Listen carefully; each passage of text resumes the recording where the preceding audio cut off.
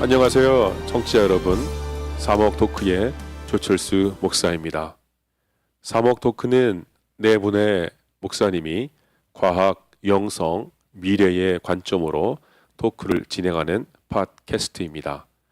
한국의 인천 김두한 목사님이, 미국의 캘리포니아 샌디에고에서 김두일 목사님, 또 얼바인에서 이학정 목사님, 그리고 텍사스 메갈렌에서 저 조철수 목사가 연결되어 있습니다. 보이스톡으로 연결되어서 음질 상태가 고르지 못한 점 양해해 주시기 바랍니다.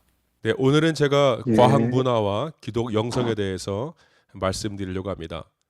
영성이 갖는 통전성을 이용해 기독 영성을 반성하고 확장하는 시도가 우리 현대 시대에 지금 필요합니다. 성령 하나님의 임재를 이해하고 체험하며 삶에 실천하는 기독 영성은 비록 그리스도인에게뿐만 아니라 이 땅의 모든 사람에게 공유되어야 하기 때문입니다. 현대 사회를 이끌고 있는 과학 기술을 바로 이해하고 기독 영성을 과학의 본성과 연결되어 생각해 보는 것도 굉장히 유익할 거라고 생각합니다. 과학 기술은 과학자나 공학자에 의해서 연구되고 개발되지만 하나의 문화가 되어서 현대인에게 향유됩니다.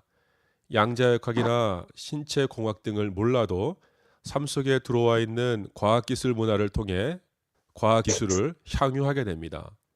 과학은 연구실이나 실험실에서 뛰어나와 문화로서 자리를 잡았습니다.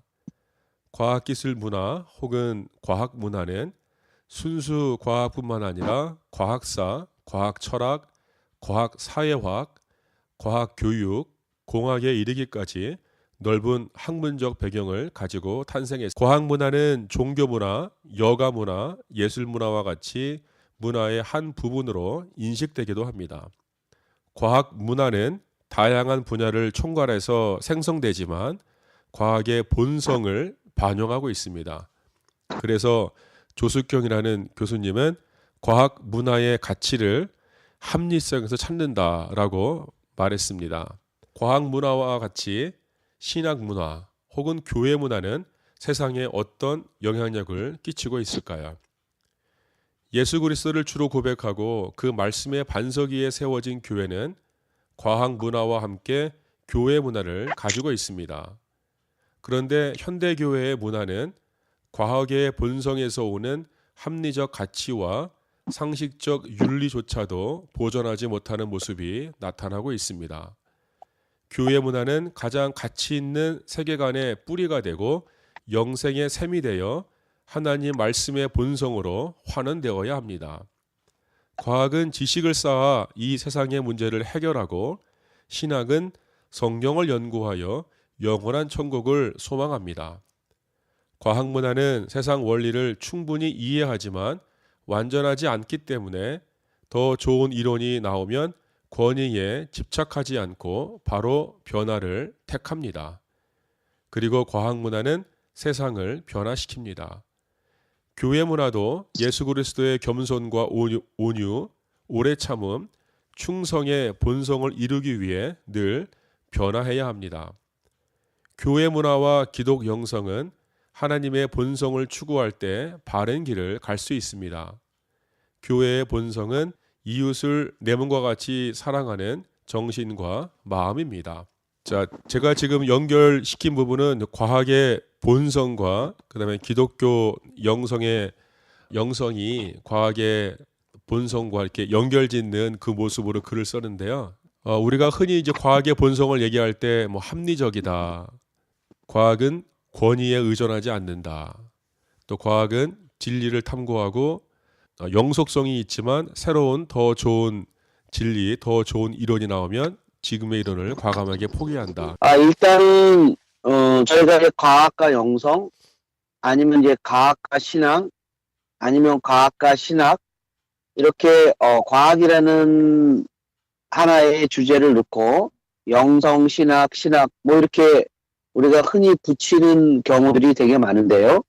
이렇게 붙이는 경우에 우리가 통상적으로 보면 과학과 신학이 마치 서로 대치점 가운데 있는, 그러니까 서로 반대적인 부분에 있는 걸로 많은 사람들이 이해를 하고 있는 것을 볼 수가 있습니다. 어떻게 보면은 과학의 본성, 과학의 특성이 우리가 갖고 있는 신앙이라는 그런 관점에서 다른 특성들을 갖고 있는 것만은 분명합니다. 그런데 먼저 우리가 이 과학과 영성 또는 과학과 신앙에 대한 부분들을 둘이 비교할 때 사실은 각각의 학문의 영역은 그 학문에서 풀어내고자 하는 그런 영역들이 있어요. 예를 들어서 경제학이다. 그러면 경제학은 경제 현상을, 사회학이다. 그러면 사회 현상을, 과학이다. 그러면은 자연 현상을, 사실은 어떠한 현상을 밝혀내고자 하는 큰 의미의 학문적인 영역이 있지만은 사실은 세부적인 연구하고자 하는 대상들은 사실은 다릅니다.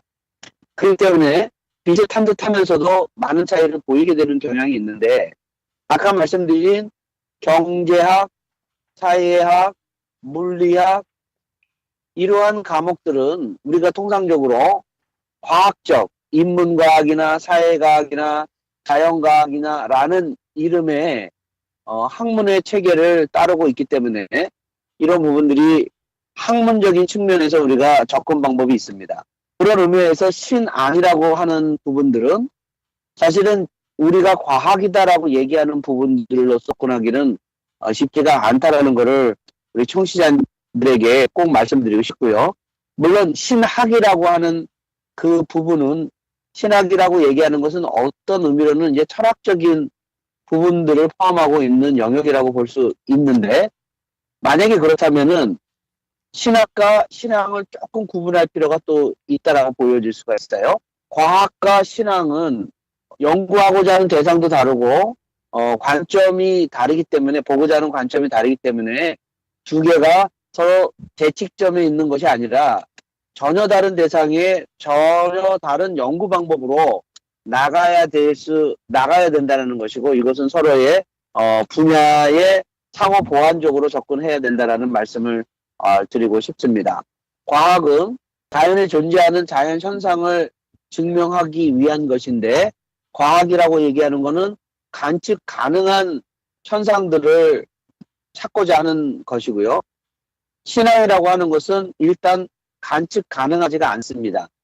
그렇기 때문에 출발점부터 사실은 과학과 신앙을 같은 베이스라인에서 보는 것은 좀 문제가 있을 거라는 얘기를 좀 드리면서 오늘 논의들을 계속적으로 진행해 나갔으면 좋을 것 같습니다. 과학이 추구하는 거, 또 신학 또는 신앙이 추구하는 게 물론 다릅니다. 다르니까 우리가 그 안에 있는 과학이 자연에 숨겨져 있는 원리를 찾는 어떤 진리의 학문이라고 우리가 생각을 하고 신학도 마찬가지로 성경을 통해서 그 계시의 말씀을 통해서 진리를 찾는 그런 학문이라고 생각했을 때 과학을 시작하게 하는 그런 동기, 그거를 이제 저희가 과학의 본성이라고 생각을 했고요. 마찬가지로 신학을 시작하게 하는 그 동기를 우리가 이제 신학의 본성이라고 할 수 있는데 과학의 본성을 보자는 거는 우리가 과학자 또는 공학자들이 과학을 통해서 이루어낸 그 삶의 결과가 과학의 문화가 우리 삶 가운데에 밀접하게 들어와 있고 우리 삶을 바뀌고 있는데 교회에도 우리 신학도 그런 과학이 추구하고 있는 그런 본성을 우리가 그것을 통해서 뭔가 교훈을 받는다면 우리가 추구하고 있는 신앙이나 신앙이 좀 더 바른 길로 갈 수 있지 않겠는가 뭐 그렇게 한번 생각을 해보았던 겁니다. 과학의 본성을 조철수 목사님께서 말씀해 주실 때 특성으로 합리성 그리고 권위 의존적이 아니다. 그리고 또 하나는 새 이론이 나왔을 때 굉장히 수용적일 수 있다. 이런 특성들을 얘기해 주셨는데 저는 첫 번째 본성은 기독교 신앙하고 같이 공유할 수 있는 부분이 있을 것 같아요. 합리적이다. 기독교 신앙이 비합리적이지만은 않거든요. 어떤 부분에 있어서 인간의 이성이나 합리로 잘 설명이 안 되는 부분들이 있지만 기독교 신학 자체가 합리성이 떨어지거나 그렇진 않은 것 같아요. 두 번째로 권위 의존적이지 않다. 라는 게 과학의 본성이라면 기독교 형성은 좀 그렇게 되기가 좀 쉽지는 않은 것 같아요, 현실적으로. 왜냐하면 기독교 신앙이 기본적으로 추구하는 게 진리를 추구하는 것이고, 그 진리는 쉽게 변하면 안 되는 그런 특성을 가지고 있기 때문에 일단 하나의 어떤 진리로 이렇게 셋업이 되고, 이렇게 사람들이 거기에 대해서 진리라는 어떤 뭐라고 그럴까 권위를 부여하게 되면, 그 권위가 어떤 새로운 이론이나 어떤 새로운 생각이 나왔을 때 이 쉽게 수용적이 되거나 변화되는 데 있어서는 굉장히 이렇게 수용성이 떨어지는 게 사실이지 않은가. 기독교 신앙이 수용성 자체만을 봐가지고 수용성이 떨어지는 거라기보다는 기독교 신앙이 추구하고 있는 그 진리 수호에 대한 굉장히 그런 부분에 있어서 조심해야 하는 그런 경향 때문에 그런 일들이 발생하는 게 아닌가라는 생각을 하고요. 또 하나는 보통 이제 아까 김두한 목사님께서 말씀해 주셨지만 과학과 기독교 신앙이 어떤 대척점에 있다라고 생각을 하게 되는 경향 중에 하나가 대부분 이제 뭐 진화론을 인정하면 기독교 신앙에서 완전히 이제 멀어지는 거 아닌가, 신앙을 버리는 게 아닌가 이런 어떤 차원으로 자꾸 신앙을 이해하게 되는데 사실은 과학적 사실을 인정하는 것이 기독교 진리를 부인하는 것은 아니거든요. 그렇기 때문에 어떻게 보면 서로 그 지평이 다르다는 것을 인정하고 오히려 과학의 어떤 새로운 어떤 증명되는 것들, 기독교 신앙을 뭐 증명하려고 하는 것이든 그것이 어떤 것이든 간에 그것들을 인정하고 그것들을 수용하는 것이 절대로 기독교 신앙의 진리를 훼손하는 것은 아니다라는 차원으로 좀 더 수용적으로 기독교 신앙인들이 과학이나 새로운 이론을 받아들일 필요가 있지 않을까라는 생각이 듭니다. 실제로는 이 두 가지 계시, 자연 계시라든지 뭐 특별 계시, 이 두 가지 계시가 하나님의 말씀은 하나님이 주신 거니까 우리가 뭐 어떻게 보면 목숨을 걸고 사수해야 되는 것이고, 뭐 자연 계시를 인정하는 것은 사실 자연 계시나 과학 자체도 하나님께서 우리에게 주신 하나님의 창조를 더 풍성하게 이해하는 하나의 어떤 태도일 수도 있겠다. 저는 이야기를 들으면서 우리 배철수 목사님이 얘기해 준 과학의 특성, 그 합리성과 또 자연계시, 일반계시 이런 말씀을 해주셨는데 저는 과학의 특징이 합리성이라면 신학이나 우리 신학 또는 기독교 진리의 특성 중에 가장 중요한 것도 이 합리성이라고 생각해서 그런 본질 면에서는 소통이 된다라는 생각을 하는데요. 왜냐하면 기독교에서의 계시의 근거는 오직 성경이죠. 그런 면에서 합리적이라는 거예요. 그래서 기독교 신앙은 물론 주관적 체험의 영역이 있지만 개인적인 영성에서 나오는 개인적인 계시가 아니라 이 역사적 산물인 성경이 바로 하나님의 계시의 기반이고 그런 면에서 누구나 다 똑같이 읽을 수 있는 누구나 다 읽어볼 수 있고 누구나 다 그 영향을 받을 수 있는 성경이 하나님 신앙의 기반인 그 계시의 근간이다. 이런 면에서 기독교는 굉장히 합리적 종교라는 거죠. 그런 면에서 어떻게 보면 기독교 신앙은 과학적이다. 이렇게 말해도 괜찮다는 생각이 들고요. 그리고 또 하나는 이제 비권위주의적이다. 과학은 새로운 이론이 나타나면 언제든지 더 좋다고 판단됐을 때 그것을 받아들인다 그러는데 그게 과학의 특성이라면 저는 기독교 신앙도 비권위적인 과학적 특성과 굉장히 닮았다고 생각을 해요. 물론 우리가 하나님의 주권이라고 하는 절대적으로 포기되지 않는 하나님의 주권을 전제로 하는 것이 신앙이라서 어떻게 얼핏 보면 기독교는 굉장히 권위적인 종교다 이렇게 보일 수 있지만 그러나 우리가 추구하는 또는 그 기독교에서 말하는 진리라는 것은 어떤 명제적 진리 또는 진술적 진리라기보다는 하나님 그리고 인간 그리고 세상의 관계적 진실 도대체 어떤 관계 속에 있느냐 하는 것에 대한 진실이 기독교에서 말하는 진리라고 저는 생각하거든요.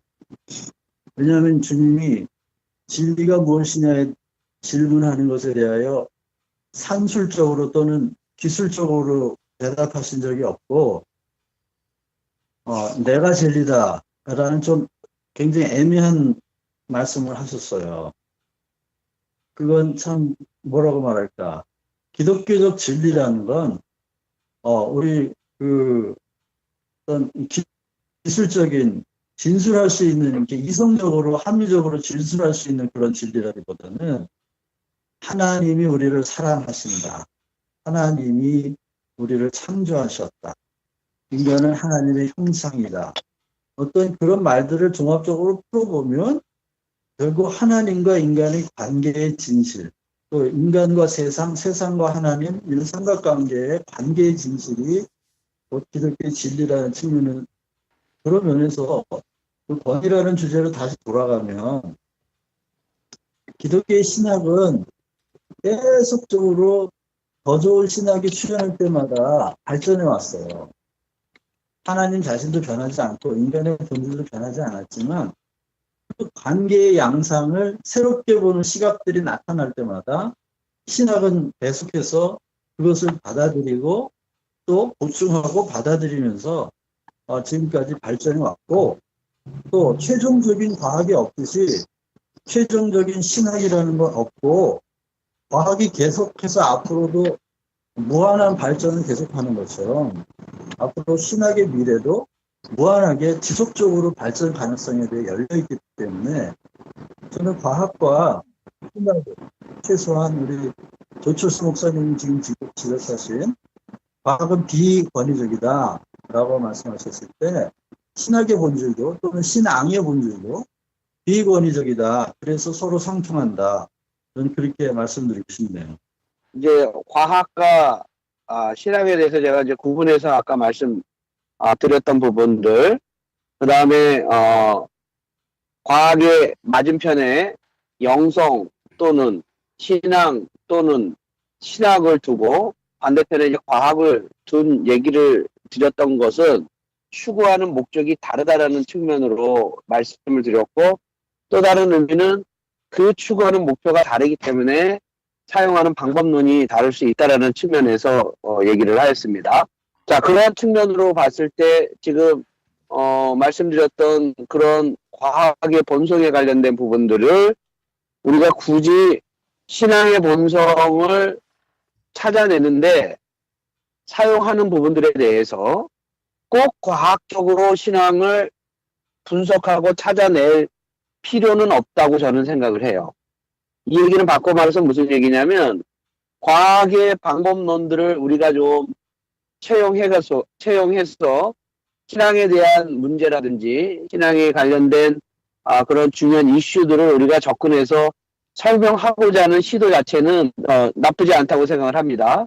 그런데 과학적인 방법으로 신앙에 관련된 모든 것을 다 설명할 수 있는 것 같이 얘기하는 것은 바람직하지 않다라는 말씀을 드리고 있었던 거예요. 과학과 또 신학이 바라보고 있는 끝은 분명히 달라요. 그리고 그 신학을 공부해서 알지만 우리 신학은 분명히 그 뿌리가 성경에서 나왔지만 우리가 신학을 사실은 모든 곳에 다 적용을 하죠. 예를 들면 우리가 신학이 있듯이 경제 신학이 있고 사회 신학이 있고 그러니까 모든 것에 신학이 필요하죠. 신학의 정신과 그 본성이 모든 영역에 적용할 수 있는 깊은 뿌리가 될 수 있는 원리나 영향력이 그 안에 있다는 거죠. 좋은 신학이 말씀에서 왔기 때문에, 성경에서 왔기 때문에 과학과 신학을 보니까 이게 둘 다 어떻게 보니까 같은 진리를 다른 면으로 추구하고 있다는 거죠. 물론 이제 경제나 뭐 사회나 다른 학문도 물론 진리를 추구하지만 특별히 과학은 이 땅의 창조, 그 기원, 거기에서부터 이 땅이 운행하고 있는 그런 진리를 추구하는 학문이라고 얘기하고, 마찬가지로 우리 신앙도 성경이 진리라고 믿고 있고 연역적으로 믿고 있고 거기에 출발해서 신학을 통해서 모든 영역을 보는 것처럼 같은 본성으로 사실은 그 끝은 다르지만 시작을 같이 이렇게 놓고 보자는 거죠. 과학의 본성이 가지고 있는 면들 혹시 우리가 기독 영성에서 놓치고 있는 게 있지 않은가 한번 이렇게 반성해보고 돌아보자 그런 의미였습니다. 치고 있는 부분이 어떤 부분이라고 생각하시는 건지 문제제기를 지금 교회가 권위가 우리에게 필요하죠. 그리고 우리가 지켜야 할 진리가 있고 우리가 지켜야 될 신학이 있고 신앙의 모습이 있는데 그 모습들이 다양하다는 거죠. 신학이 다양하잖아요. 구원론이 다양하잖아요. 우리가 예수 그리스도가 우리의 구주다. 우리를 죄에서 구원해 주셨다. 그것이 하나의 진리로 우리가 명제로 주어졌는데 많은 구원론이 존재하고 마찬가지로 우리 예수님이 교회의 몸이다. 교회의 머리다. 라는 진리의 말씀이 있는데 많은 교회론이 존재하잖아요. 성경은 진리로 있지만 성경의 권위를 우리가 그대로 가지고 있고 또 교회를 세우신 우리 예수님의 마음, 정신을 그대로 가지고 있어요. 근데 그게 권위죠. 그런데 그 권위를 누리고 활용하고 이용하는 우리 사람들은 비록 성도이고 신학자일지라도 다르다는 거죠. 그러니까 권위를 비권위적이다 그 얘기는 다른 생각할 수 있는 거를 인정하자 그렇게 그냥 봐주면 되겠습니다. 그런 다양성에 대해서 인정하지 않다고 생각하시기 때문에 그렇게 말씀하시죠. 다양성이 있음에도 불구하고 다양성을 인정하지 않는 몇몇 사람들이 있다는 거죠. 몇몇 좀 이렇게 외골수적인 부분 그렇고 기본적으로 기독교 신앙 전체가 다양한 교단과 교파를 인정하고 서로 그 다른 신학적 해석이나 이런 것들을 존중하는 게 기본 바탕이라고 저는 생각하기 때문에 어떤 면에서는 기독교 신앙 안에서 충분한 다양한 해석과 그런 다양성이 존재하고 서로 인정하고 존중받고 있다라고 생각을 저는 하고 있거든요.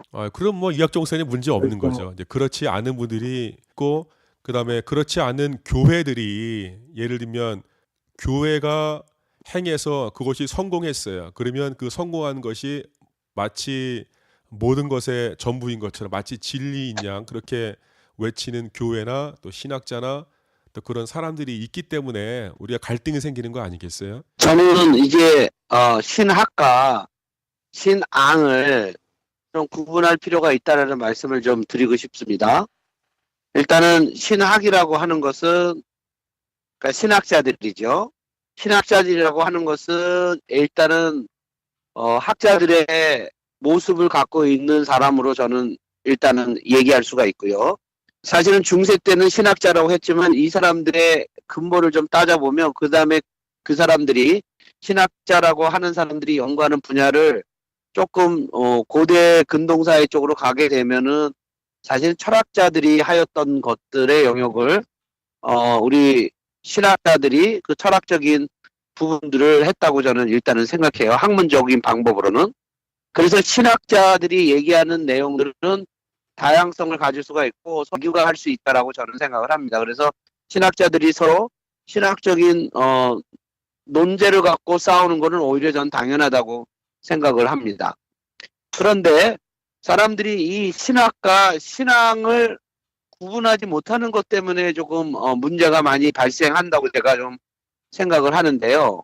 신학은 다양한 이론을 낼 수가 있어요. 그 다음에 그 이론이 틀리면은 우리가 또한 폐기할 수도 있고 좀 더 나은 이론들을 구현해 나갈 수가 있는 반면에 신앙이라고 얘기하는 부분들은 사실은 우리가 쉽게 이론적으로 얘기하고 나서 이게 틀렸다. 이게 그러니까 고쳐야 된다라고 얘기하기는 사실은 쉽지가 않습니다.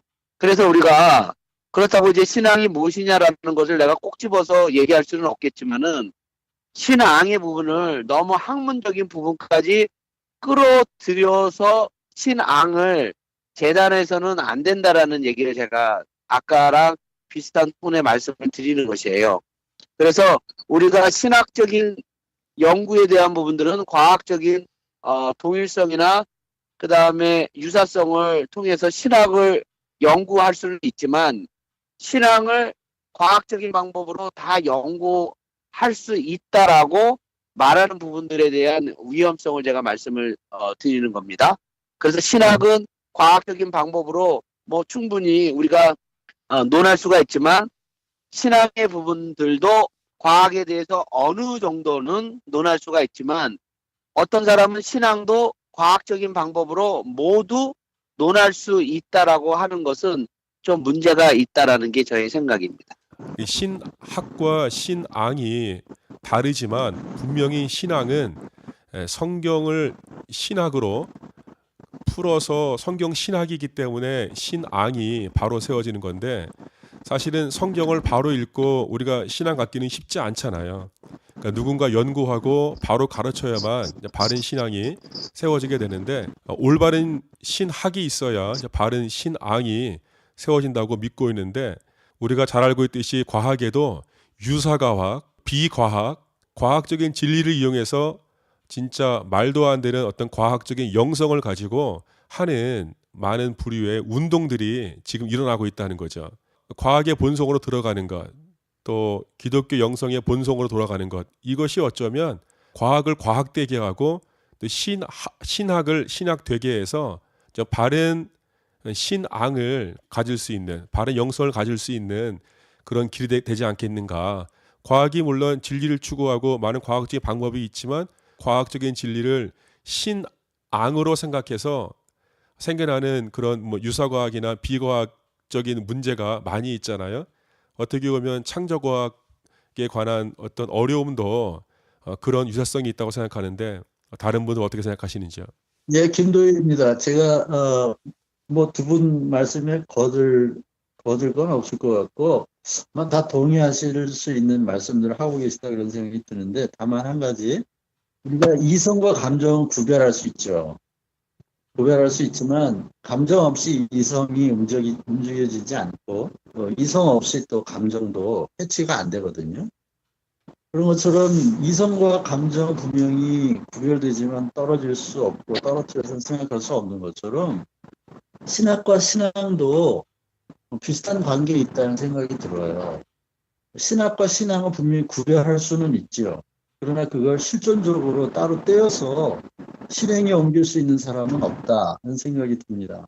왜냐하면 그 사람이 신학이 결국 신앙을 형성하는 거고요. 또 신앙의 모습이 그 사람의 신학의 모든 물리학자들이 말하는 것처럼 입자와 파동의 그 성질을 다 가지고 있다고 말하는 것처럼 하나님과 인간의 그 관계의 진실, 기독교가 추구하는 그 진리 안에도 이런 이성적이고 신학적인 입자적 성격이 있다면 그런 입자로는 설명이 안 되는 마치 파장과 같은 신앙의 형태가 있다는 거죠. 그러나 물질이 어느 하나로만 설명하면 그 다른 부분에 대한 성질을 포기하는 것과 마찬가지로 하나님과 관계를 신학으로만 설명을 하려고 해도 우리 신앙적인 부분을 놓치는 거고 신앙으로만 설명을 하려고 해도 신학적 부분을 놓치기 때문에 구별할 수 있으되 분리할 수는 없는 관계다 하는 생각이 들고요. 과학과 신학도 저는 마찬가지라는 생각이 들어요. 왜냐하면 우리가 하나님의 피조물이에요. 창조물이라는 입장에서 창조주와 피조물은 분명히 구별되죠. 완전히 다른 존재지요. 기독교 신앙 안에서는 우리는 피조물을 통하지 않고서는 하나님을 알 수가 없어요. 일단 피조물이라고 하는 두뇌를 통하지 않고서 우리는 사고를 할 수 있는지 없는지 증명이 안 되고요. 다시 말하면 하나님이 창조하신 세상을 통하지 않고서는 하나님을 알 길도 없고 경험할 길도 없고 짐작할 길도 없다는 뜻이죠. 그렇기 때문에 과학의 바탕이 창조물, 그러니까 피조물에 제한되지만 과학의 대상이 그러나 과학자들은 언제나 새로운 이론에 대하여 열려있기 때문에 어떤 면에서 보이는 세상보다는 보이지 않는 어떤 모습을 바라보고 있는 사람들이 과학자의 진정한 모습이라는 생각이 들거든요. 마찬가지로 우리 신앙도 그런 면에서 굉장히 과학적입니다. 우리가 보이는 세상이 다가 아니라 보이지 않는 하나님이 계시다는 것을 직관적으로 알고 거기를 바라보고 있는 사람들이 신앙인이기 때문에 어떤 면에서 신앙인들은 굉장히 진정한 과학자답게 보이는 것은 보이지 않는 것으로 말미암았다고 하는 그런 과학적 어떤 관점을 가지고 있는 사람들이라고 저는 생각하기 때문에 저의 견지에서는 과학자들이 가지고 있는 특성을 오히려 교회가 배워야 한다는 생각이 들어요. 그렇기 때문에 아까 말씀하신 그 합리적인 특성 그리고 비권위적인 특성 이것이 과학의 본질이라면 어쩌면 오늘날 한국교회가 또는 전 세계 교회가 놓치고 있는 부분이 그 부분인지도 모른다는 거죠. 여기서 말하는 합리적이라는 말은 아까도 말씀드렸지만 이성적으로 하나님을 설명할 수 있냐 없냐의 문제가 아니라 우리 신앙의 근거가 객관적으로 기록된 역사성을 가지고 있는 성경을 바탕으로 한다는 의미에서 지극히 합리적인 종교라는 거예요. 또한 이제 비권위적이라는 말도 제가 지금 이번에 들으면서 굉장히 마음에 드는 단어인데 우리는 항상 하나님의 새로운 역사에 대해 열려있는 사람이다. 그리고 텍스트가 정해져 있고 텍스트는 변하지 않지만 그 텍스트에 대한 새로운 해석에 대해 언제나 열려있죠. 과학자들에게서 텍스트는 자연이라면 신앙의 텍스트는 성경이거든요.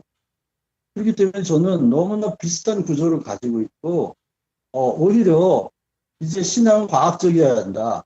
저는 그렇게 생각이 들어서 저는 별로 이렇게 과학과 신학에 대한 구분은 되지만 절대로 분리할 수 없는 것이라는 생각을 오히려 더 강하게 하게 됐네요.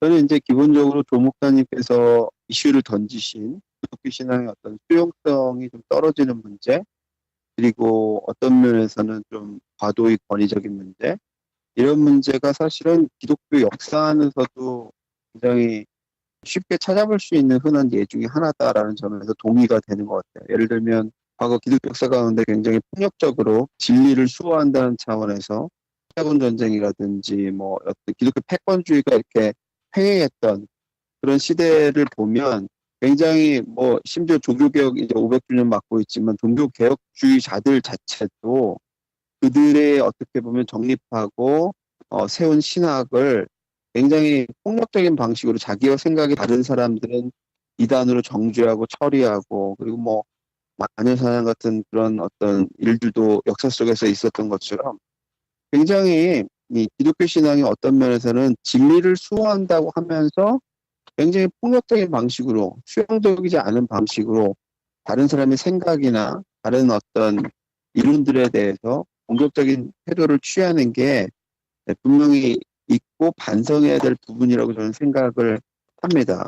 그 이유가 어디에 있나 이렇게 가만히 생각을 해보면 대부분 이제 권위적인 측면에 서서 어떤 주장을 하거나 어떤 이론을 세우거나 운동을 하는 사람들 보면 그 사람들의 마음 가운데 우리만이 절대적인 진리를 올바르게 해석하고 그리고 진리를 수호하고 있고 이거는 타협이 불가능한 진리이기 때문에 이거는 반드시 지켜내야 된다라고 하는 어떤 초철한 사명감이 그 사람들의 마음 가운데 있는 것 같아요. 근데 그 반면에 그들이 해석하고 있는 그 진리 수호 방식이 정말 정당한 성경 해석에서 온 것인 대한 그런 거에 대한 좀 자기 반성이 좀 부족하다는 생각이 좀 드는 거죠. 예를 들면 창조과학 얘기도 자연스럽게 연결될 수 있는데 우리는 과도하게 이거를 과학적으로 뭐가 증명이 되면 이걸 진리라고 생각한다거나 혹은 성경에 문자적으로 이렇게 써 있으니까 이거는 진리라거나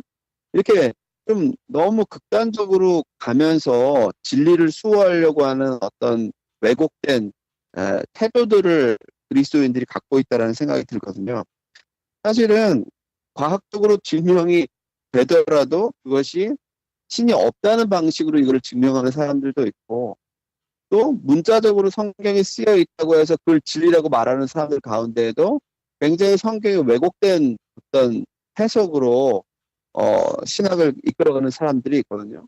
성경을 우리가 읽거나 과학적인 어떤 사실을 대할 때 성경을 예를 들면 성경의 어떤 부분은 우리가 문자적으로 해석해야 될 부분이 있고 어떤 부분은 은유적으로 써 있는 부분이 있고 어떤 부분은 문학적인 장르가 다르기 때문에 그 장르의 특성을 고려하면서 해석해야 되는 그런 부분들이 있는데 많은 창조과학자들이나 어떤 진리에 있어서 굉장히 권위적인 어떤 것들을 강조하는 사람들의 입장을 보면 굉장히 문자적인 해석에 많이 치우쳐 있는 경향이 많은 것 같아요. 성경이 그렇게 써 있기 때문에 진리다라고 주장하는 것은 사실은 성경을 제대로 된 해석을 하는 태도가 아니라고 생각이 들거든요. 저는 기본적으로 성경을 읽거나 해석을 할 때 그 성경이 영감을 받은 저자가 기록할 당시에 저자의 의도가 무엇인가를 추적해가는 방식으로 이것을 추정해야지 성경에 이러이러한 진리가 있으니까 이것은 2000년, 3000년이 지난 뒤에도 문자적으로 진리다. 이렇게 얘기해버리면 굉장히 곤란한 문제들이 성경 자체에서도 수많은 모순이 생기고 이런 일들이 벌어지는 거죠. 어떤 부분들은 문화적으로 재해석하고 그리고 또 그 의도에 비추었을 때 이것이 정말 기독교 신앙의 혹은 복음의 본질에 닿아 있는 것들이 있는가 반면에 어떤 부분들은 진짜 사도 바울이 정말 인사말로 던진 말들도 성경에 기록되어 있다는 거죠. 그런 면에서 진리를 소원한다고 하는 사람들이 한번 좀 고민해 봤으면 하는 제 생각은 뭐냐면 원 저자의 의도가 정말 거기에 있는 것인가 그리고 그렇게 해석하는 방식 자체가 정말 진리의 어떤 본질에 닿아 있는가 그런 부분에 대해서 좀 더 고민을 해보면 거기에 대해서도 얼마든지 해석의 다양성들이 가능하다는 것을 좀 알게 되고 수용적인 어떤 자세를 취할 수도 있지 않을까라는 생각을 하게 됩니다. 저는 지금 신학과 신앙을 사실은 구분하고 싶어요. 그래서 지금 구분해서 저는 얘기하고 있습니다. 신학자들이 신학적인 이슈를 갖고 신학적으로 어떤 이론을 전개를 하는 거를 마치 그게 신앙인 것처럼 하지 않았으면 좋겠다는 게 저희의 의도예요. 최종적인 목적이. 그러니까 마치 내가 신학적인 이론을 찾아냈는데 그거는 성경을 기반으로 찾아낸 거죠. 근데 그 신학적인 이론 자체가 성경에서 말하는 유일한 한 가지의 해석이고 이게 신앙이다라고 얘기하면 안 된다라는 거예요. 그 이유는 뭐냐면 아까 이 목사님이 얘기한 거랑 유사한 얘기인데 내가 어떠한 신학적인 얘기를 했을 때 그 신학적인 얘기와 다른 얘기를 하는 사람은 이단이라고 얘기하고 문제가 있다라고 얘기하는 부분들은 물론 어떠한 내용들이 상당히 이단적인 요소가 있는 건 뭐 그렇게 얘기하지 않아도 누구든지 이단으로 알지만 자기 말하는 것은 옳은 진리고 내가 말한 거 외에 다른 신학적인 이론들은 다 이단이다라고 쉽게 치부하는 것 자체가 문제가 있다라고 저는 생각을 하는 거죠. 왜 이들이 이러한 가오를 저지르게 되는 이유는 신학과 신앙을 혼돈하기 때문이라는 거죠. 그래서 아까 우리 김 목사님이 얘기했을 때 신학과 신앙이 두 개가 파동과 입자처럼 같이 다른 모습이다라고 하는 부분들은 제가 반대를 하는 이유가 제가 굳이 과학에다가 얘기를 한다면은 우리가 말하는 신앙, 우리가 믿고 따르고 하는 이 신앙에 대한 부분들은 자연현상이고요. 그 다음에 신학이라고 얘기하는 것은 과학자들이 이 자연현상을 설명하기 위해서 다양한 방법론을 사용해서 자연현상을 설명하기 위한 그 방법론에 의해서 나온 결과라고 생각을 한다라는 것이죠. 이 얘기는 무슨 얘기냐면 자연이라는 큰 테두리를 설명하기 위해서 과학이라는 방법론을 사용하였다라는 것입니다. 이거는 신앙과 신학에서도 우리가 믿고 하나님을 믿고 하는 이것은 신앙이라는 큰 테두리 안에 있고요. 이 신앙이 무엇인가? 하나님을 믿는다라는 게 무엇인가? 하나님이 누구신가? 인간이 누구고 구원이 무엇이며 교회가 무엇인가라고 하는 수많은 이런 것들이 합쳐져서 신앙이라는 것으로 우리가 받아들여지는데 이 신앙에 대한 그 큰 몸체를 설명하기 위해서 신학이라는 방법론을 통해서 하나하나씩 우리가 접근해 나가게 되는 거죠. 근데 과학도 마찬가지고요. 신학도 마찬가지고 어쩔 수 없이 어떠한 과학적인 연구 방법, 학문적인 연구 방법은 어쩔 수 없이 환원주의적인 연구 방법을 채택할 수밖에 없어요. 그러니까 한꺼번에 총체적으로 다 설명할 수 있는 게 아니고 세분하여져야 되고 영역으로 나눠서 설명을 하여야 됩니다. 우리가 신학으로 신앙을 설명할 수 있는 부분들은 계속적으로 신학은 발전될 수 있어요. 그렇지만은 신앙을 설명하는 데는 우리가 일부라는 것을 우리가 생각을 해야 되고, 그 다음에 일부의 신학적인 이론이 마치 신앙인 것처럼, 진리인 것처럼 그렇게 하는 거는 조심해야 된다라는 게 저의 생각이라는 얘기입니다. 그래서 이제 우려하는 것은 뭐 잠깐 우리 창조과학 얘기가 나왔지만 뭐 다 아시는 바와 같이 창조과학이 우리 처음 시작은 뭐 교회에서 또 과학에 대한 관심을 불러일으키고 또 여러 가지 좋은 영향력이 많이 있었습니다. 그 이번에 뭐 다 아시는 바와 같이 박모 교수의 어떤 이명 가운데서 드러났던 것처럼 개인적으로 6,000년을 믿지만은 46억 년은 과학적으로 또 이해한다. 뭐 이런 측면들 두 트랙으로 가게 되는 모습이 마치 신학과 신앙을 어떻게 우리가 그 품어야 할지에 대한 고민이 배워놨다고 생각하는데, 예를 들면 6,000년은 믿는데 46억 년은 이해한다. 뭐 이런 식으로 이렇게 두 트랙으로 가는 모습을 보게 됩니다.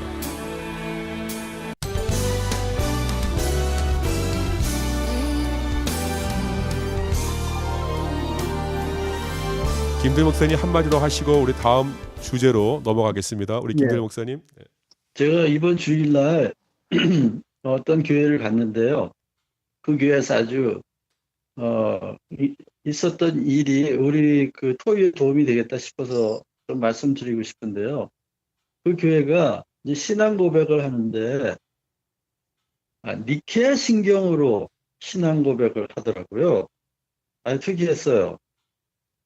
사도신경이 아니고 니케아 신경으로 신앙 고백을 하는데, 제가 니케아 신경으로 신앙 고백하는 교회 처음 봤어요.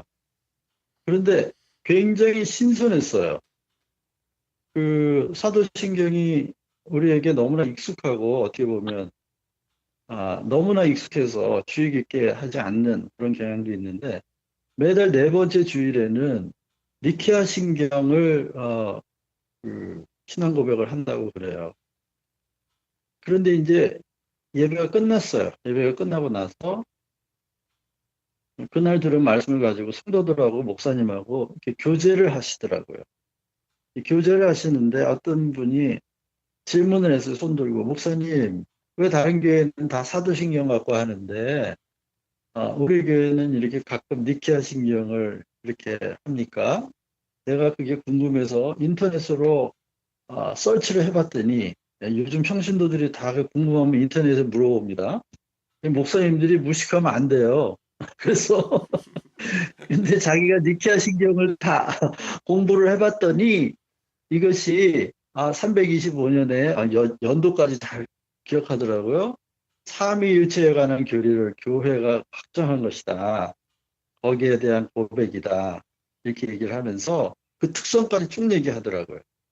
하나님이나 성령에 관한 부분은 아주 짧은데 예수 그리스도에 관한 부분은 굉장히 길어서 특별히 예수가 누구냐에 대한 관심이 시대적으로 반영된 것이다. 이런 얘기를 쭉 하면서요. 그런데 이게 교회 우리의 일상생활하고 무슨 상관이냐? 다시 말하면 우리가 예수님 믿고 사는데 우리의 신앙과 무슨 상관이냐? 이런 질문을 한 거예요.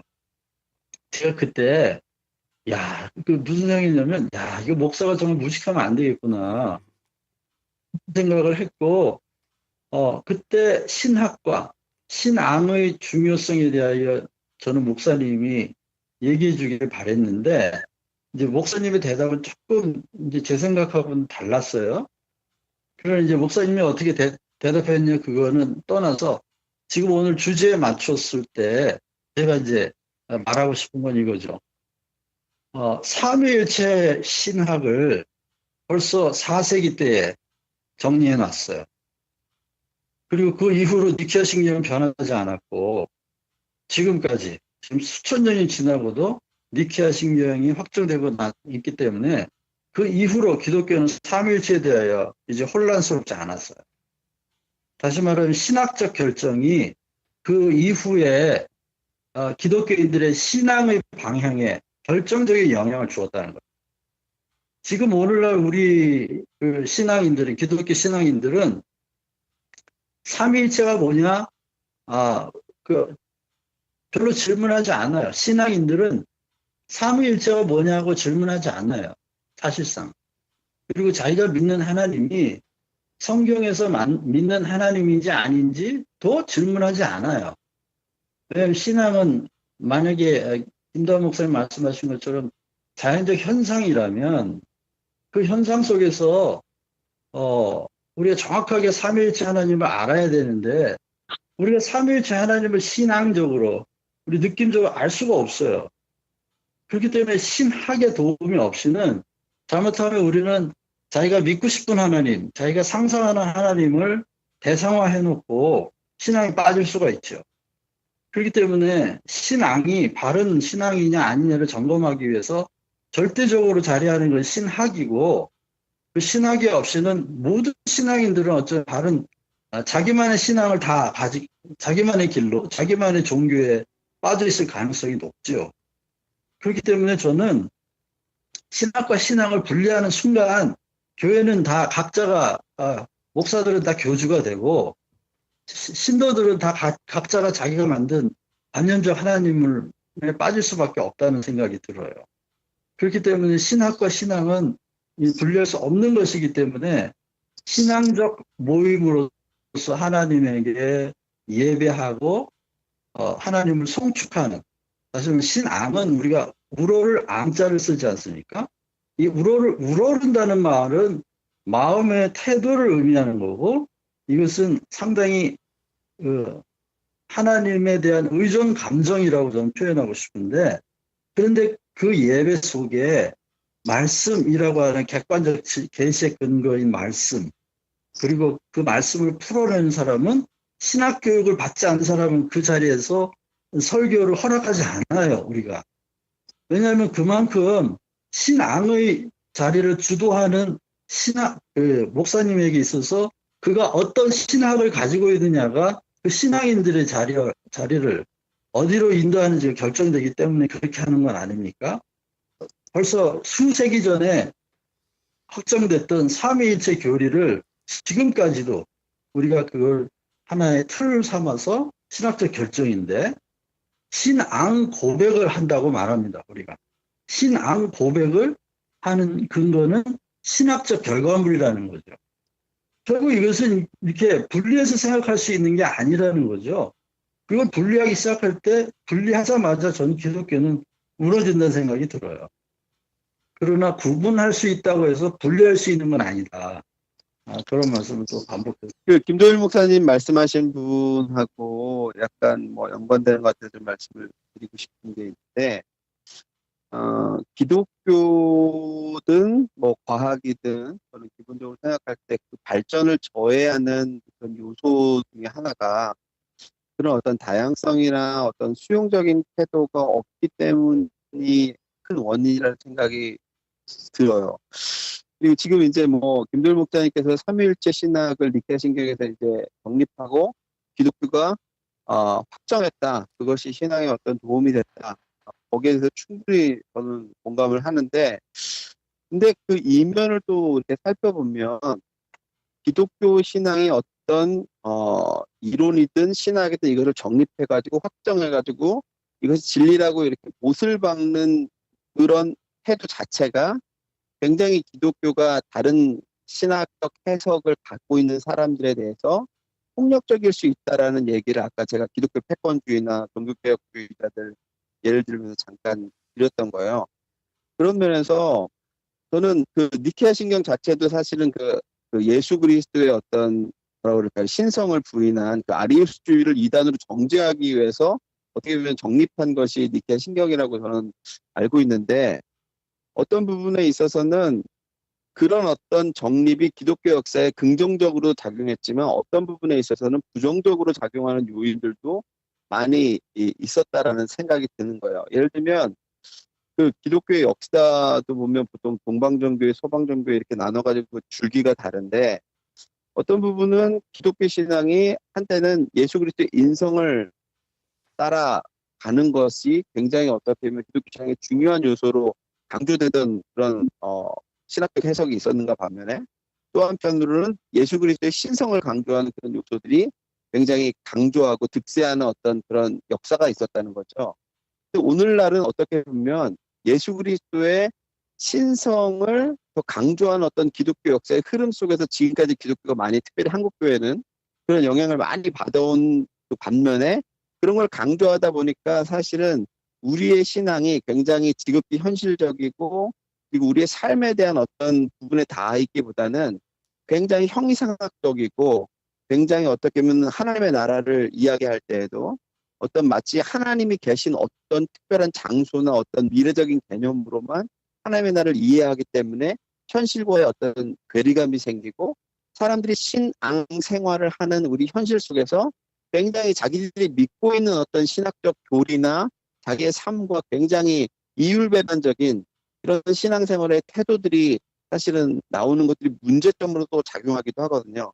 그런 면에서 최근에 기독교 서적들 가운데 이렇게 나오는 책들을 보면 예수 그리스도의 신성보다는 예수 그리스도의 인성을 좀 더 닮아가자라는 어떤 의도로 책을 쓰시는 분들도 제가 적지 않게 보게 되거든요. 예수 무슨 인생 교사 이런 내용의 어떤 책들을 쓰시는 분들도 계시고, 그런 면에서 어떻게 보면은 기독교 신앙도 과학도 마찬가지지만 이것들이 제대로 건강하게 발전하려고 하면 어떤 다른 이론이라든지 다른 어떤 해석에 대해서 충분히 열린 마음을 가지고 겸손한 마음을 가지고 그런 어떤 수용성과 다양성을 인정하는 차원으로 나가야 되는데, 굉장히 어떤 면에서는 어떤 기득권이 메이저로 선택한 어떤 이론이나 신학, 이것들은 마치 진리인 것처럼 자꾸 고수되고 강조되다 보면은 마이너한 새로운 의견들이 나올 때 이것들이 무시되거나 굉장히 그런 의견들에 대해서 쉽게 이단으로 정죄하거나 폭력적으로 다가가는 방식이, 오늘날 어떻게 보면은 이건 기독교뿐이 아니라 이슬람권도 마찬가지고 굉장히 어떻게 보면 진리를 다가가는 인간들의 어떻게 보면 협소함을 보여주고 있는 게 아닌가.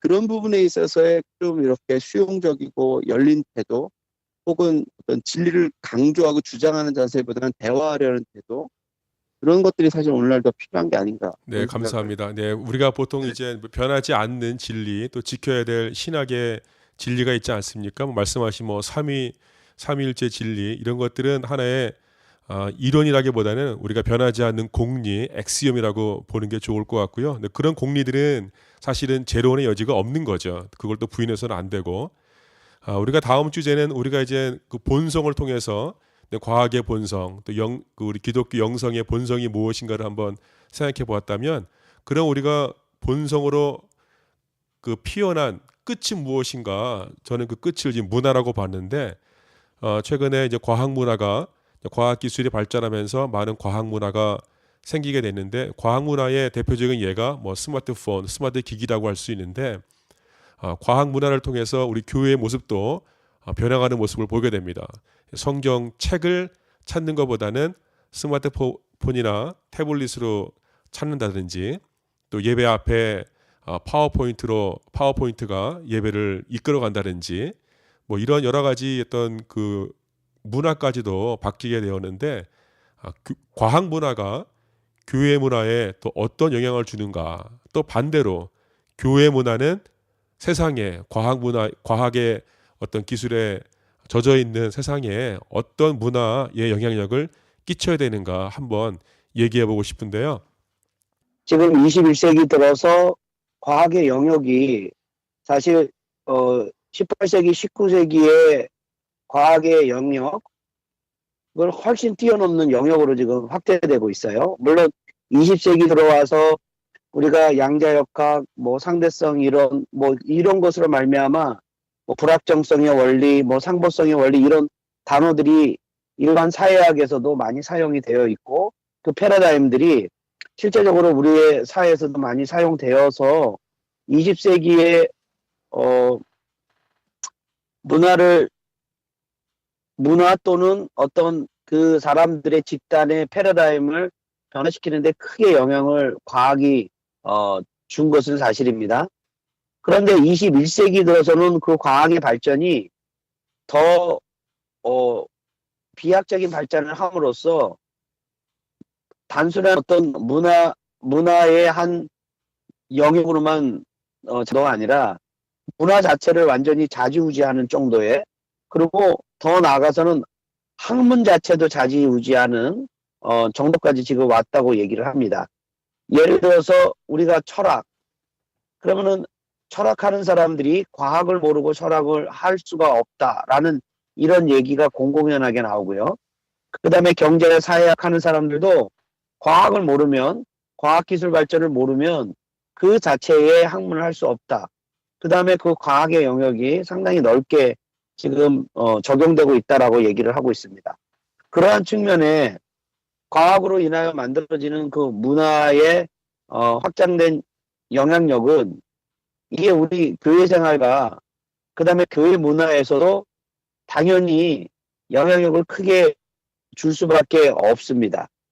이 과학에 대한 이해가 사실은 목회자들이 하나님의 말씀을 전하고 교회 문화를 주도해야 될 목사들이 사실은 과학에 대한 이해가 상당히 낮아요. 그래서 우리가 과학을 교회 안에서 또는 목사들이 어떻게 이해해야 되는지에 대한 부분들에 대한 그러한 학습도 필요하고, 그 다음에 과학자들이 또 목회자들이나 신학자들에게 과학에 대한 영역을 좀 가르쳐야 될 부분도 있다라고 생각을 합니다. 우리가 문화에 대한 얘기를 하기 이전에 먼저 과학이 무엇이고 현재의 과학의 영역이 우리 사회에 얼마만큼 영향을 끼쳤는지에 대한 구체적인 내용을 좀 이해한 이후에 이 과학이 문화에 어떤 영향을 끼쳤는가에 대한 얘기를 좀 해야 되지 않을까라는 생각을 갖고 있습니다. 제가 생각하는 과학의 문화는 뭐냐면 우리 일상이죠. 현대인의 생활이죠.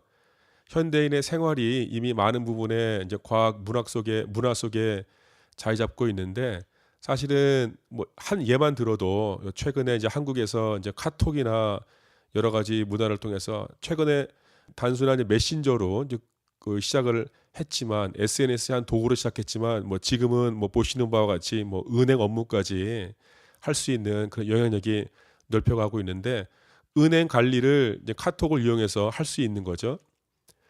그러니까 하나의 문화가 바뀐 거죠. 그러니까 이제 과학기술 발전이 하나 만들어지면 그것을 통해서 우리가 실제적인 생활이 이제 바뀌게 되는 건데, 이제 그거를 이제 문화의 변화라고 저는 생각을 했고, 그 문화의 변화가 우리 교회 안에도 사실은 잠재적으로 들어와 있는데, 우리도 모르는 사이에 교회의 문화가 그런 과학 문화에 영향력을 받는 걸 보게 됩니다. 만약에 어떤 목사님이, 제가 그런 얘기를 들었는데 자기는 성경을 읽을 때 성경책을 넘기는 그 종이 소리가 너무 좋다. 그러니까 스마트폰으로 성경을 보지 말아라. 이렇게까지 말씀하시는 아주 젊으신 1.5세 목사님을 봤는데, 그런 문화의 어떤 그 거부성이 우리 교회 안에 있게 되는데, 우리가 그런 문화 영향력을 어떻게 수용하고 또 거절할 건 거절하고 그렇게 할 수 있는지, 또 카톡뿐 아니라 요즘에 뭐 문제가 되듯이 텀블러 그 블로거 사이트가 미국에서는 제가 그런 걸 못 봤는데, 한국에서 운영되고 있는 텀블러 사이트가 성매매 또 마약 판매 그런 것으로 너무 많이 운영되고 있어가지고 한국에서 좀 삭제해달라는 요청을 했는데, 텀블러 자체가 미국에 있으니까 그것을 거절했던 것이 하나의 문제로 드러났습니다. 근데 그런 식의 어떤 문화의 악영향이 사실은 생기게 된 거죠. 과학이라는 말보다 더 과학적인, 더 과학에 가까운 건 과학적이라는 말이에요. 그러니까 이게 조금 시적인 표현일지도 모르는데, 시보다는 시적이라는 게 더 시에 가깝다는 거예요. 저는요, 과학이 인간의 문화를 바꿨다는 생각은 안 들어요. 왜냐하면 인간이 경제 활동을 해야 되는 존재죠. 그런데 과거에는 경제 활동을 발로 걸어서 은행에 갔고 통장으로 경제 활동을 했다면, 이제는 앉은 자리에서 카톡으로 한다. 그럼 그것이 문화가 바뀐 거냐? 저는 근본적으로 경제 활동이라는 것 자체가 사라지지 않는 한 문화가 바뀐 거라는 생각은 안 들고, 단지 문화의 편리성이 높아진 거죠. 문화의 편리성이 높아진 건데, 그걸 문화 변화로 봐야 되나, 하는 근본적인 질문이 좀 있어요. 그렇기 때문에 이제 그 스마트폰 얘기를 했습니다마는 지금 마차 타고 다니는 사람이 없잖아요. 왜냐하면 마차보다 자동차가 좋다는 거를 사람들이 다 알고 그것이 훨씬 편리하다는 걸. 다시 말하면 이 과학이 인간의 삶 속에 파고든 이유는 그 과학이 인간의 삶을 편리하게 해준다는 거죠. 편리하게 해준다는 것 때문에 과학이 굉장히 많이 도입되고 적용되고 있는 거고요. 근본적으로 과학은 인간의 삶을 점점 더 편리하게 해왔지 이것이 문화를 변화시킨 것은 아니다 하는 좀 뭐랄까요? 좀 분별해서 보고 싶은 마음이 있어요. 왜냐하면 우리가 자꾸 과학이 인간의 문화를 바꾼다라고 말했을 때 마치 과학을 모르면 문화인이 아닌 것처럼 생각하기 쉬운데요. 사실 그렇지 않죠. 내가 만약 지금 스마트폰을 가지고 있지 않는다고 해서 나를 문화인이 아니라고 말할 수는 없잖아요. 그렇기 때문에 우리가 문화를 변화시켰다는 말보다는 문화를 점점 더 편리하게 해오는 도구로 과학이 지금 쓰임받고 있다. 그런 구분해서 생각하고 그런 문제는 이거죠. 우리가 불편함을 버리고 편리함을 추구할 때의 문제가 뭐냐. 라고 좀 더 질문하는 게 좀 더 진실에 가까운 질문이 아닐까 이런 생각이 들어요. 책으로 된 성경을 손가락으로 넘기는 것보다는 스마트폰 스크린을 하면서 엄지손가락을 척척 올리는 게 훨씬 편리할 뿐이지 그 둘의 본질은 틀린 게 아니거든요. 성경을 본다는 행위가 달라진 게 아니에요.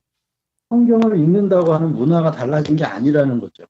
근데 그걸 문화가 바뀐 것이다라고 보기 시작할 때 이건 재앙이 시작된다는 거죠. 왜요?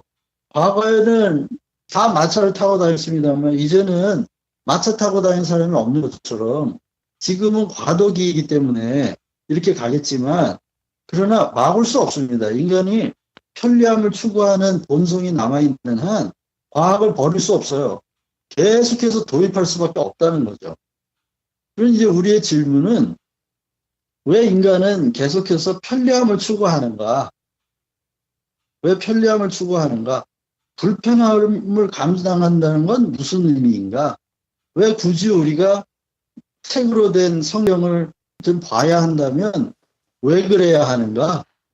그런 질문을 해야지 나는 손으로 책을 넘기는 소리가 좋으니까 스마트폰으로 보지 말아달라. 이런 할아버지가 손자한테 말도 안 되는 그 교훈을 하는 거하고 똑같은 생각이 드는데요. 좀 더 근본적인 질문으로 나가는 게 더 중요하다는 생각이 듭니다.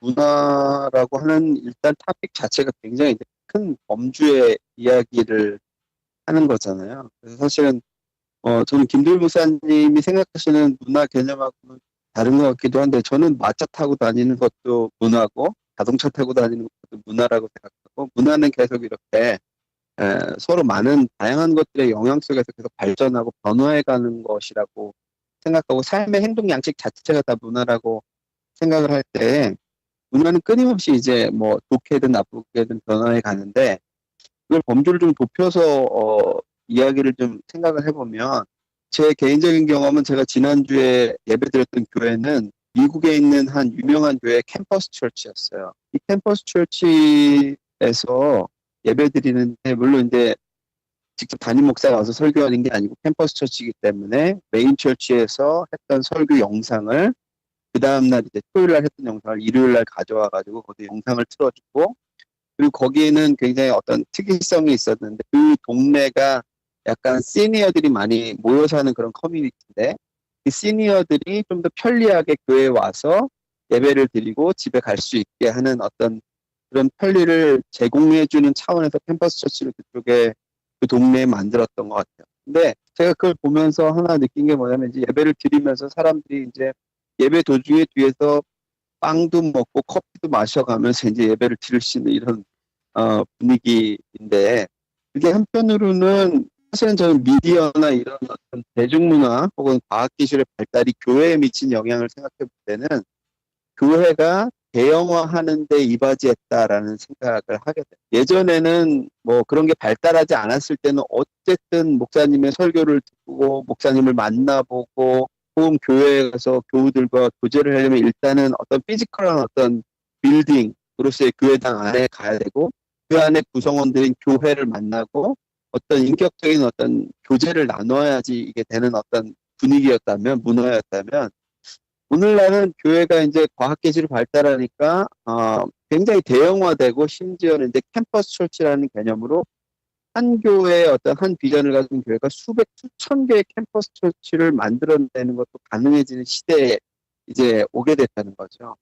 이게 한편으로는 장점도 있을 테고 단점도 있을 텐데 장점은 일단은 같은 어떤 비전과 교회의 어떤 사역을 나눌 수 있는 역량이 커졌다는 면에서는 좋지만 또 부정적인 면에서 볼 때는 이게 너무 이렇게 대형화되면서 가져오게 되는 문제점 가운데 하나가 뭐냐면 인격적 만남이 안 되는 경우가 많아지게 되는 게 아닌가라는 생각이 드는 거예요. 그러니까 교회가 너무 커지다 보면 서로가 같은 교인인지 아닌지도 잘 인식을 못하면서 교회를 다니게 되기도 하고 심지어 제가 이제 어제 들었던 그 교회는 설교를 영상으로 보니까 아무래도 이게 설교자와 청중 사이의 어떤 인터퍼스널한 어떤 커뮤니케이션이 안 되는 거잖아요. 인퍼스널한 커뮤니케이션인 거예요. 이게 화면이고 나는 그냥 앉아서 진짜 사람으로서 그 화면 영상을 보는 거지만 그 사람과 나와의 어떤 그 뭐 아이 컨택이라든지 커넥션이 전혀 없는 거죠. 그러니까 어떤 인포메이션을 얻는 데 있어서의 어떤 편리성을 충분히 제공하긴 하지만 그 설교자와 나와의 그 어떤 그 순간에 누릴 수 있는 어떤 공감대라든지 어떤 인격적인 만남이 일단 거기에서 이제 줄어드는 거죠. 어쨌든 메시지 전달이라는 차원에서 그걸 뭐 중요하게 생각하지 않는 분들도 있을 수 있겠지만 그런 어떤 어쨌든 과학이나 기술 문명이 발달하면서 오게 되는 잃게 되는 부분 중에 하나가 뭐냐면 인격적인 부분이 자꾸 이렇게 상실되어 간다. 전화기도 사실은 발달하지 않으면 사람들이 어떻게 해요? 누군가 대화하고 싶으면 만나야 되잖아요. 만나가지고 차를 마시고 얼굴을 대하면서 삶을 나눠야 되는 건데 과학기술이 발달하니까 좋은 점도 있죠. 어떻게 감히 한국에서 미국과 이렇게 보이스톡으로 서로 대화를 나눌 수 있겠습니까? 이거는 문명이 주는 이기기도 하지만 이런 것들이 많아지고 다양해지면 서로 이제 얼굴을 볼 일이 별로 없어지는 거죠. 전화로도 얼마든지 하고 싶은 말을 할 수 있으니까.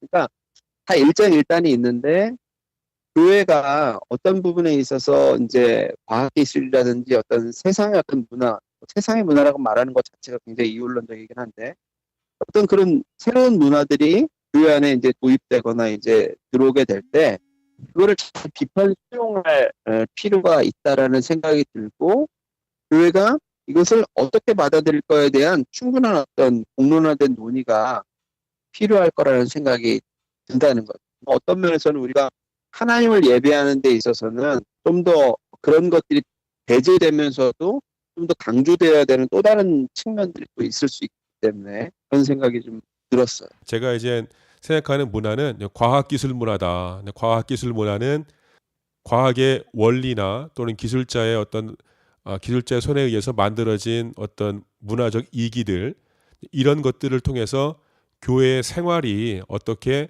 변화되고 있는가를 한번 생각해 보면서 우리가 궁극적으로 추구하는 기독교적인 영성 또 하나님 만나는 시간에 전에 같으면은 성경 책을 읽고 또 큐티를 하면서 이렇게 쓰기도 하고 손으로 쓰기도 하고 그렇게 했었는데 지금은 스마트 기기나 또 컴퓨터가 있기 때문에 뭐 잘 아시는 바와 같이 영성 일기를 컴퓨터에서 매일 24시간 하나님과의 임재를 경험하면서 영성 일기를 컴퓨터에 써서 같이 공유한다든지 그러니까 우리의 영성 생활이 어떤 그런 문화에 의해서 컴퓨터 문화나 인터넷 문화 어떤 SNS 문화에 의해서 영성 생활이 바뀌었다는 거죠. 이제 그런 것들이 과학기술 문화가 기본적으로 교회 안에 있는 여러 가지 생활 문화를 바꿔줬다는 거죠. 그런 면에서 과학 문화와 교회 문화를 한번 같이 생각해 보고 싶었고요. 세상 문화 또 우리가 비기독교적이고 또 거부해야 될 문화가 사실은 교회 안에도 들어와 있지 않습니까? 뭐 미주 안에서는 뭐 잘 알고 있듯이 할로윈 대회가 가까워지는데 할로윈 문화가 교회에 들어왔을 때 그것이 정령 문화이고 반기독교적인 문화이기 때문에 또 이민교회가 할렐루야 나이트를 만들어서 어떤 그 문화에 대한 어떤 대안으로 문화를 만들었는데 역으로 미국에 있는 많은 또 복음주의 교회가 너무 할로윈 그 문화보다는 한국 교회가 하고 있는 할렐루야 나이트가 너무 건전하고 성경적이고 좋은 거예요. 교회 문화가 반대로 세상 문화에 이렇게 도전을 줄 수 있는 그런 기회나 영향력이 있을 수 있다는 거죠. 그런 면으로 제가 제안을 했습니다. 이 문화를 단순하게 사람들이 살아가는 라이프 스타일 정도로 가볍게 정의를 한다면 뭐 문화가 바뀌어가고 있고 라이프 스타일이 바뀌어가고 있어서 그 바뀌어가는 라이프 스타일을 계속해서 편리성을 추구해가는 방향으로 계속 가고 있죠. 더 짧은 시간에 더 많은 일을 한다든지 합리적이고 합리성과 편리성이 사람들의 라이프 스타일을 변화시켜가는 근본적인 이유들이고 동기들이라고 저는 생각을 하는데 이제 제가 그것이 과연 문화를 변화시켰다고 볼 수 있느냐 이제 이렇게 좀 크리티컬하게 얘기한 이유는 결국은 인간이 어떤 형태로든 라이프 스타일을 가지지 않고 살아가는 인간은 없다는 거죠. 그런데 그 라이프 스타일, 다시 말하면 옷과 같은 것인데 옷의 모양이 좀 바뀌었다고 옷을 입는 그 근본적인 동기 자체가 바뀐 건 아니라는 의미에서 이제 문화는 바뀌지만 또 문화는 바뀌지 않는다. 이제 이런 두 가지 측면을 동시에 보고 싶었던 거죠. 그래서 저는 기독교인들이 너무 외적인 변화에 대해서 지나치게 신경 쓰는 것도 우리가 그 변하지 않는 문화가 있다는 부분을 놓치는 그런 게 될까 좀 우려가 돼요. 다시 말해 인간의 깊은 본성이죠. 그런 본성들. 그러니까 인간 삶에 저는 과학이 바꿔주는 아주 디테일한 삶의 라이프 스타일의 변화가 있을 수 있는데 근본적으로 인간 삶에 변하지 않는 문화가 있는데 그것이 저는 보수와 진보라고 생각해요. 이제 아까 이 목사님이 잠깐 말씀하셨지만 신학을 폭력적으로 사용하는 부분 있다 이런 말씀하셨는데 그것도 사실 일종의 라이프 스타일이죠. 신학 자체가 예를 들면 지금 이 목사님이 신학을 폭력적으로 사용하는 부류가 있다라고 말하는 그 말이 신학이 불필요하다라고 말하는 것도 아니고 신학은 절대적으로 있어야 된다라고 말하는 것도 아닌 다만 신학의 유용성에 대해서 이야기하는 거거든요. 그러니까 제가 신학과 신앙은 분리될 수 없다는 말과 이 목사님이 신학을 폭력적으로 사용하는 그런 부분에 대한 우려, 이건 전혀 다른 차원의 문제인 거죠. 그리고 이 목사님이 얘기한 건 라이프 스타일의 문제예요.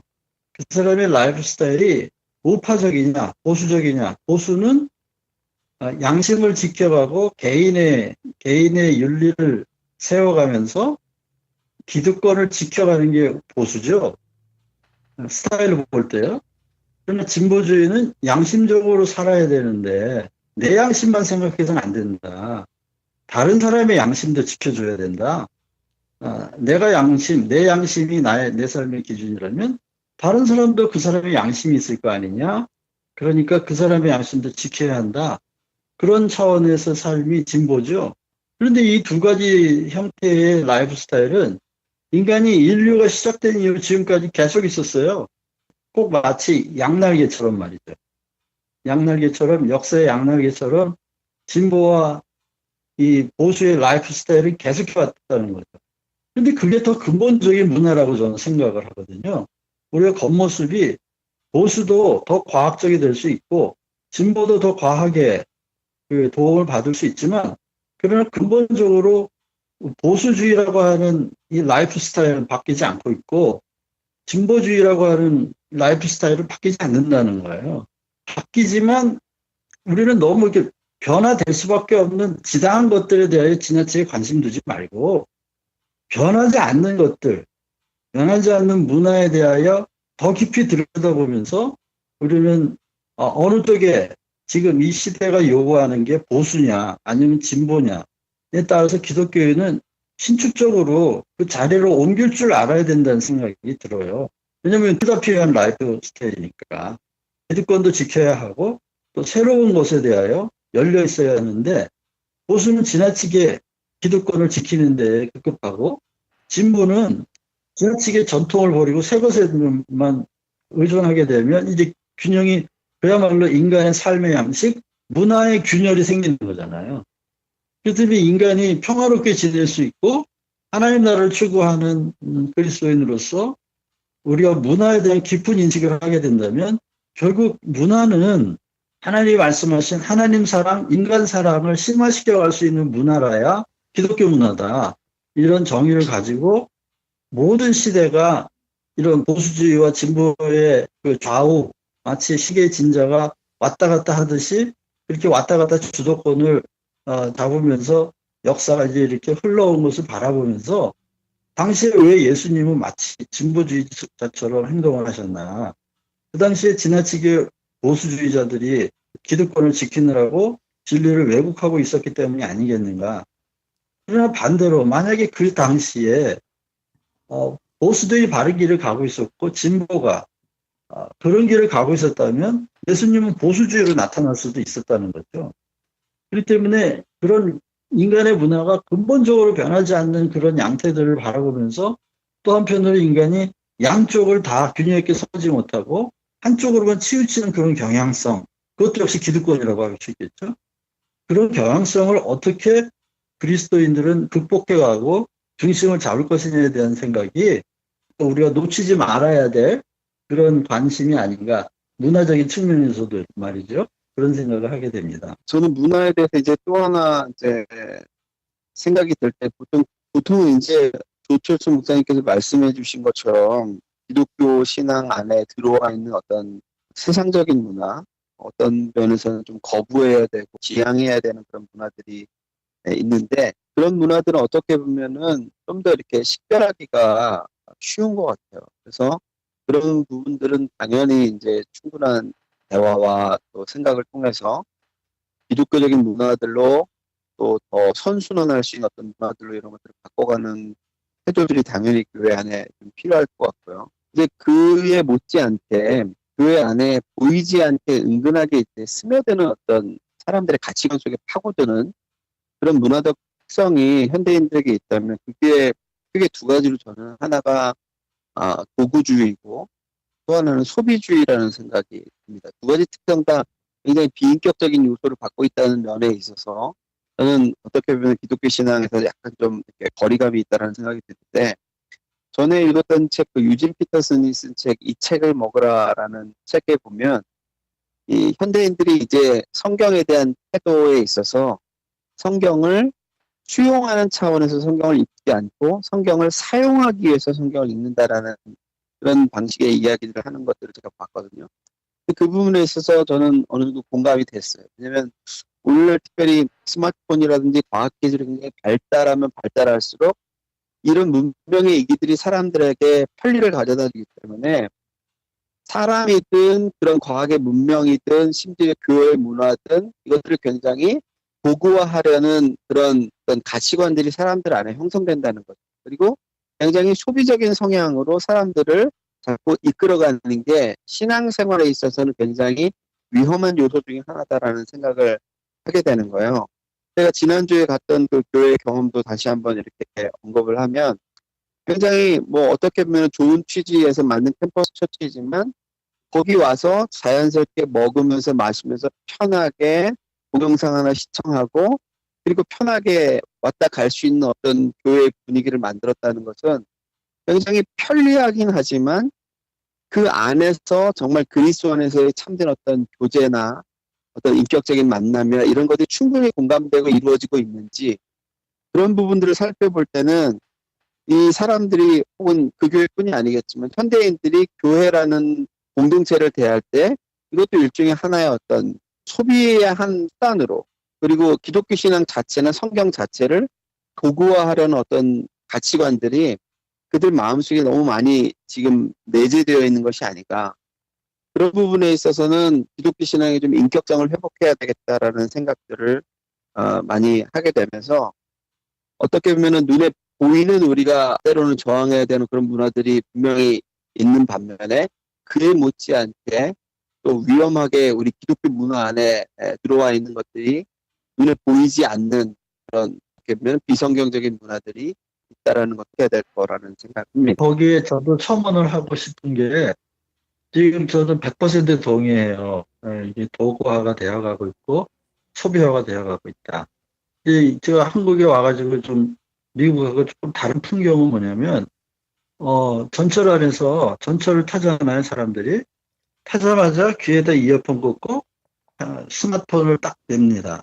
그리고 이제 옆 사람은 신경 안 쓰죠. 뭐 할아버지가 오든 절름발이가 앞에 서 있든 전혀 신경 안 씁니다. 그런 걸 보면 마음이 안타까운데 며칠 동안을 그런 장면을 제가 관찰하면서 이게 뭘까? 이런 현상들이 오늘날 일어나고 있는데 이게 좋다 나쁘다를 떠나서 이런 현상들의 의미와 가치를 내가 어떻게 이해해야 되나? 그런 질문을 며칠 동안 계속 했었어요. 그러다가 어느 날 이런 생각이 들더라고요. 결국 이들은 스마트폰에서 제공하는 데이터, 그 데이터를 소비하고 있다라는 거죠. 근데 그 데이터를 소비하지 않으면 불안해하게 만드는 그 기법으로 홍보를 하고 그 미래에 대해서 염려하게 만드는 방식으로 자본주의는 인간을 지배하고 있다는 생각이 들더라고요.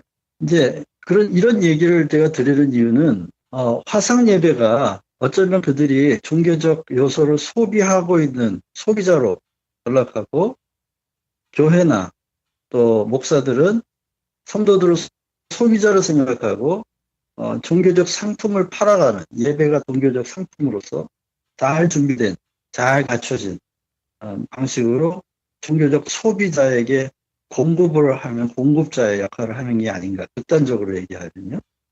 그렇게 볼 수 있죠.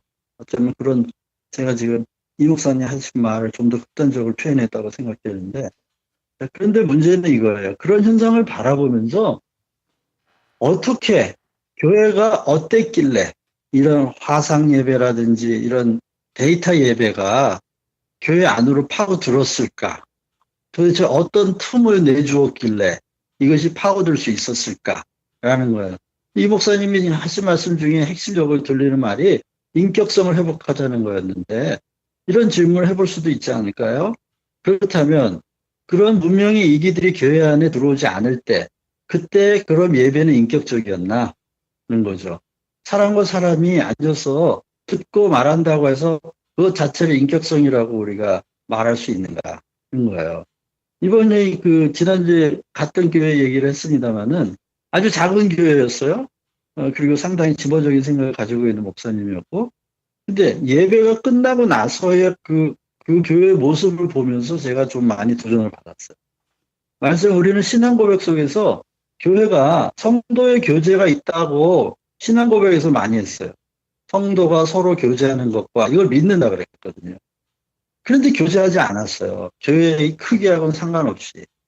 그러니까 성도가 교제하지 않는 자리에 과연 인격성이 있다고 할 수 있을까? 없는 거죠. 그냥 일방적으로 목사님은 일방적으로 그냥 선포를 하고 또 성도들을 일방적으로 듣고 가는 다시 말해 인격적 소통이 없는 자리였기 때문에 이런 비인격적인 도구들이 그 안에 들어올 수 있는 틈새가 되어주지 않았냐 하는 거죠. 그렇기 때문에 지금 오늘날 인격성을 회복하자는 이런 측면에서 그럼 기계부터 없애자라고 말하면 그게 옳은 순서일까? 그건 아니란 생각이 들어요.